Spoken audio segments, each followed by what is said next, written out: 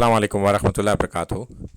آج ہم بات کریں گے عید کی اور جمعہ کی نماز سے متعلق کہ اگر عید کے دن ہی جمعہ ہو تو اس میں کیا کریں، کیا حکم ہے ہمارے لیے۔ تو اللہ کے رسول صلی اللہ علیہ وسلم نے عید کے دن جمعہ کے سے لوگوں کو رخصت فرما دی کہ اب کوئی اس طرح کی ضرورت نہیں ہے، اگر کوئی پڑھنا ہی چاہے تو پڑھ سکتا ہے، کیونکہ اس زمانے میں لوگ گاؤں گراؤں سے شہروں کی طرف آتے تھے نماز پڑھنے۔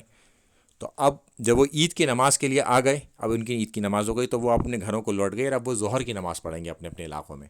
تو انہیں اس بات کی رخصت دے دی تھی اللہ کے رسول صلی اللہ علیہ وسلم نے۔ تو لہٰذا یہ رخصت اگر کہیں پر نماز نہیں ہوتی، اسے دور جانا ہے جمعہ کی نماز کے لیے، تو پھر وہ اپنے علاقوں میں رہ کے نماز ظہر پڑھ لے، اور جہاں پر ممکن ہے کہ وہ پر عید کی نماز ہو رہی ہے تو وہ اس میں شامل ہو جائے۔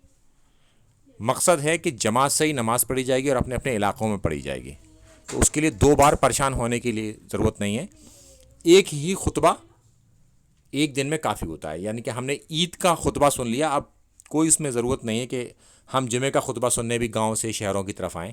ہمارا ایک بار ایک خطبہ ہو گیا ہمارے پاس، اب ہم اپنے گاؤں میں ایسے علاقوں میں رہتے ہیں جہاں پر عید کی نماز جمعہ کی نماز نہیں ہوتی، تو پھر ظہر کی نماز ہم ان علاقوں میں پڑھ لیں۔ اصل مقصد جو ہوتا ہے جمعہ کا یا عید کا وہ ہے خطبہ، اور خطبہ ہو چکا۔ السلام علیکم ورحمۃ اللہ وبرکاتہ۔